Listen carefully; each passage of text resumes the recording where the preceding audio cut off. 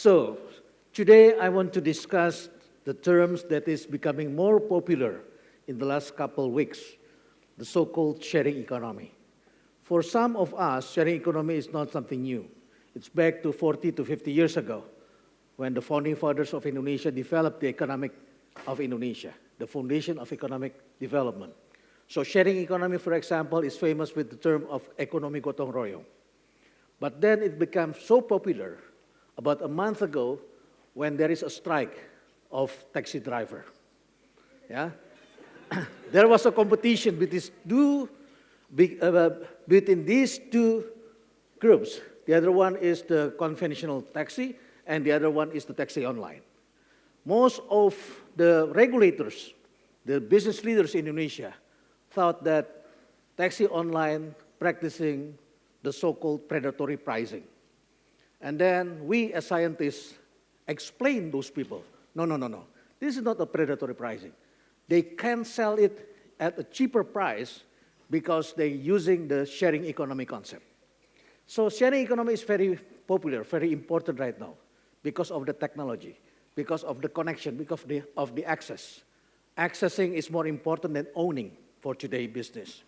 So if we compare to the thing that is what is happening in the past, we need to thank for these two institutions. The first one is Tedx. This event is a sharing economy event.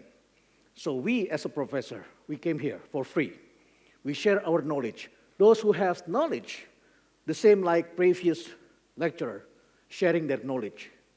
And those who has technology, provide the technology. And the students, the organizer, providing the events. So we come up together, we create something, make something different, make something change in the world. So we come up together. The same like Indonesia X. Indonesia X is the platform of online courses for free. So now professors can give lecture for all people, the students all over the world. You may see the professor from MIT, from Harvard in Harvard X, EDX, and many other institutions for free. So students need to change too. And also, if you ask me, how do they make money? It depends on the business model. So the term of business model today is very important. Why? Because the competition of today's business is not product versus product, company versus company, Coca-Cola versus Pepsi-Cola, General Motors versus Ford.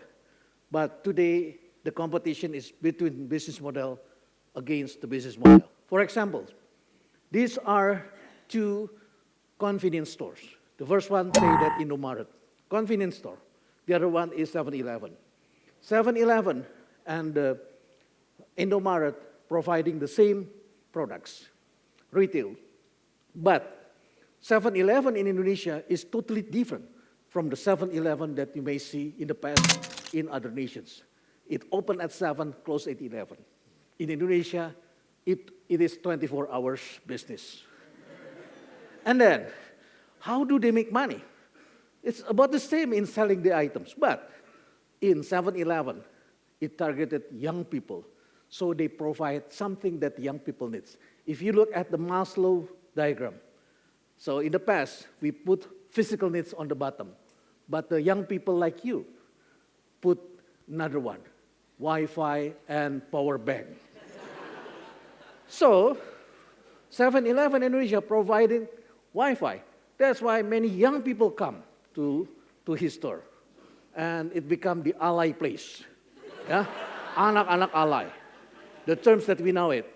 So it became famous, and then it was reported in the New York Times.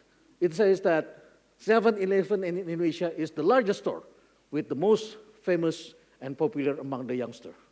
And then it also stated there, it's famous because of the concept that the so-called nongkrong. What is nongkrong? Nongkrong is Indonesian terms for people that spend time together for nothing.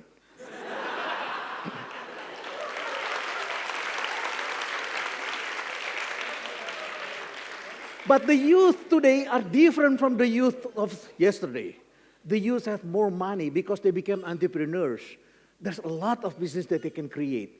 So the youth is a very important target market. The same like the executive, for example. So I believe most of you are here owe something from somebody else. Maybe it's a promise, a favor, time, tools, or anything. It's very common in human nature. People borrow from and lend to other people. So if you ask me what is the reasons, it's because it has something to do with our tradition. Yeah? It is our parents, the elder, always taught us the concept of sharing and helping each other. That's why then you can see, while we have different in interest, we share something in common. For example, airports. You don't need to have your own airports. You share with others. Roads, traffic, water, river, security. We share each other. People share in many different places all over the world, including in our rural area, in agriculture. This is the one, the so-called Mapalus in North Sulawesi. The same like when people want to move their house, for example. Yeah? People help each other. Something like this one. Sometimes it's very difficult to find it in a city, but in the rural area, it's very common. And then I met these people. Pak Camillus Tupen, he came to my place, Rumah Perubahan. He discussed what he did in Adonara Island, near Flores. He was a migrant labor, come back from Malaysia, and then he wondered, when he were in his island, seeing that the island is still the same like in the past 20 years. So what he saw is the land is still idle. The land is still idle. Nothing changed. Why it's happening? That's because there is no money in that island. So what he provided is a labor bank. What is a labor bank? A labor bank is a bank that is provided to those people without giving or providing money. No money involved, but they provide labor. Why labor? Because that is the thing that people have in that island. So someone say that want to come to the bank, want to borrow something. They say, okay, what do you need the money? I need the money in order to create my plantation. I have 5 hectares area, I want to plant a certain of trees, for example, or something. And then he said that, okay, how much do you need? 50 million. What you need is only labor, right? Yes, I need is only labor. So Camillus come to his people, talking who want to get job. They say, yeah, okay, I want to do it. But he used local culture. What is local culture? People will meet together as long as there is a traditional event. So they wear their fabrics, traditional dressed, and they come up there, and he provides music, traditional music. They dance together. They provide foods. People always come when there is a lot of foods there.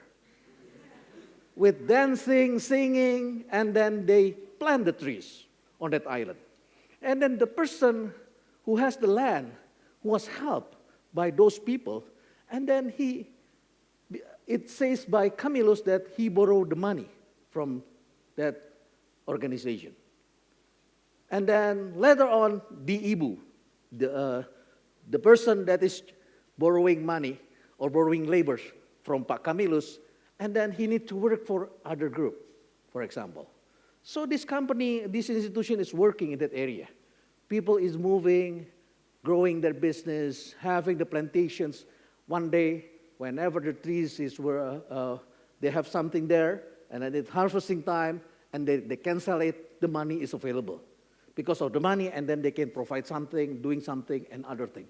So it works because people share the labor, working together. This is happening in Adonara Island near Flores. And the same like what we do, Rumah Perubahan do in Lassi. Lassi is on the mountain of Marapi, west of Sumatra. We came there, we provide coffee plantations, and people plant it, and then suddenly now the coffee is harvesting, and people can make money. So people share each other. Yeah? The same like what we did in Buru Island. We still do it actually in Buru Island.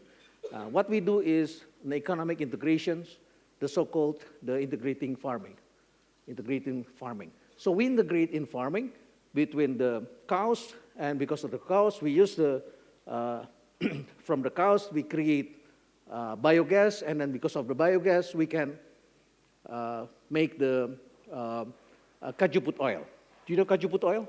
Minyak kayu putih, okay? The kajuput oil. So we create it, and people are happy to borrow cows from us. What we share to them is the first child of the cows.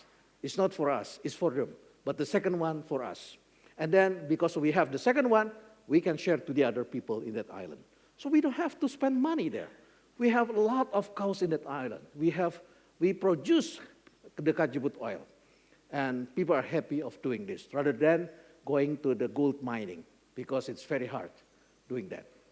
So the list keeps expanding in sharing economy, not only on the traditional culture, but also on other areas. For example, in transportations, you know that we share transportation.